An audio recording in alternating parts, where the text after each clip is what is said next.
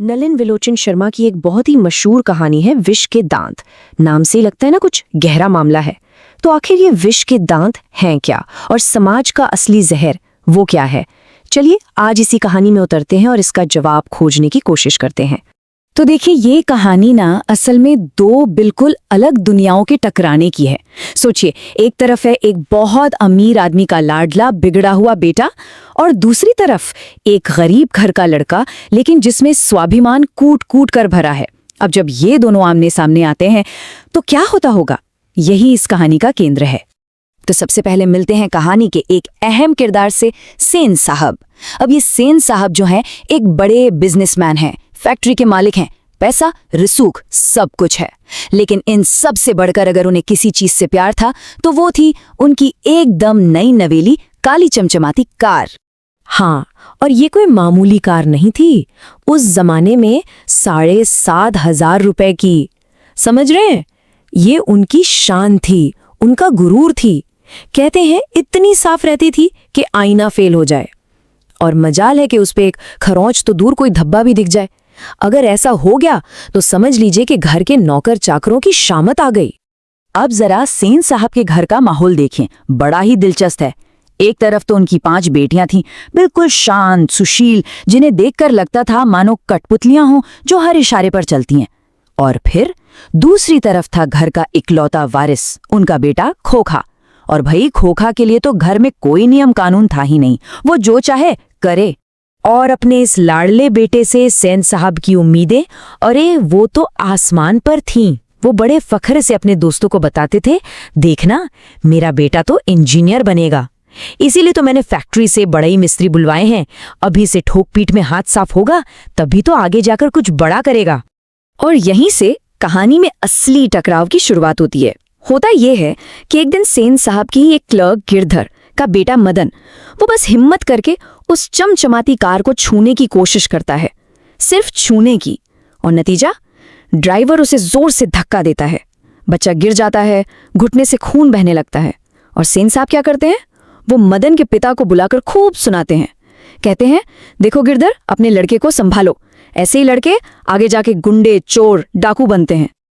अच्छा, मदन वाली ये बात जरा याद रखिएगा, क्योंकि सीन में अब एंट्री होती है खुद सेन साहब के लाडले खोखा की। और वो क्या करता है, वो गाड़ी को छूता नहीं है, वो सीधा गाड़ी की एक हेडलाइट ही फोड़ देता है। अब बताइए सेन साहब का रिएक्शन क्या रहा होगा? गुस्सा, डांट? बिल्कुल नहीं, वो तो मुस्कुरा दिए और बड़े प्यार से अपने बेटे से बोले, बड़ा शरारती हो गया है कासू, मतलब कमाल है। और यहाँ पर कहानी का जो दोहरापन है ना, वो एकदम साफ हो जाता है। देखिए, एक तरफ है मदन, गलती सिर्फ कार को छूने की कोशिश की और उसे क्या टैग मिला, भावी अपराधी। और दूसरी तरफ है खोखा, गलती महंगी कार की हेडलाइट तोड़ दी और उसे क्या कहा गया, होने वाला इंजीनियर। बस यही दोगलापन इस कहानी की सबसे बड़ी नस है। तो अब कहानी पहुंचती है अपने क्लाइमैक्स पर, एक ऐसे मोड़ पर जहां सब कुछ बदलने वाला है।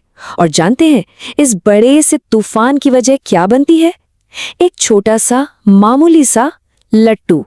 तो होता यह है कि खोखा, जिसे तो हर चीज अपनी ही लगती थी, वो गली के लड़कों को लट्टू नचाते हुए देख लेता है। बस अब तो उसे भी उस खेल में शामिल होना था, उसे भी वो लट्टू चाहिए था हर कीमत पर। लेकिन इस बार सामने था मदन, और मदन के मन में अपनी बेइज्जती की आग अभी भी जल रही थी। तो जब खोखा अकड़कर लट्टू मांगने आया, मदन ने साफ मना कर दिया। और सिर्फ मना ही नहीं किया, पलटकर जवाब दिया, अबे जा यहां से, हम नहीं देंगे लट्टू, जा अपने बाप की गाड़ी में बैठ जा जाकर। बस इतना सुनना था कि बात बढ़ गई, दोनों लड़कों में हाथापाई शुरू हो गई। लेकिन ये लड़ाई सिर्फ 2 बच्चों की नहीं थी, ये असल में 2 सोच की लड़ाई थी। एक तरफ थी दौलत की अकड़ और दूसरी तरफ था गरीब का स्वाभिमान। और इस टक्कर का नतीजा क्या निकला? मदन ने खोखा के आगे के 2 दांत तोड़ दिए। कहानी के वही विष के दांत। अब कहानी का सबसे दमदार सीन आता है।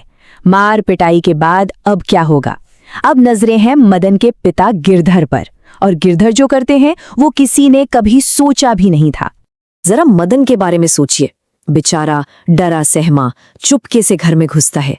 उसे पता है आज तो पिटाई पक्की है, ऊपर से उसे ये भी पता चल जाता है कि सेन साहब ने उसके पिता को नौकरी से निकाल दिया है। घर खाली करने का हुक्म भी मिल चुका है। माहौल एकदम तनाव वाला है। तभी अंधेरे में मदन से एक बर्तन लुढ़क जाता है। आवाज होती है और उसके पिता गिरधर उसकी तरफ बढ़ते हैं। मदन की तो सांस ही रुक गई होगी, लेकिन मार पड़ने की बजाय उसके पिता गिरधर कुछ ऐसा कहते हैं जो कहानी को पलट कर रख देता है। वो कहते हैं, शाबाश बेटा, क्या बात है, आज तूने वो काम किया है जो तेरा बाप जिंदगी भर नहीं कर सका।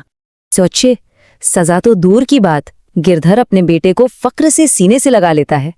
उस एक पल में मदन का वो छोटा सा विद्रोह उसके बाप के सालों से दबे हुए आत्मसम्मान की एक बहुत बड़ी जीत बन जाता है।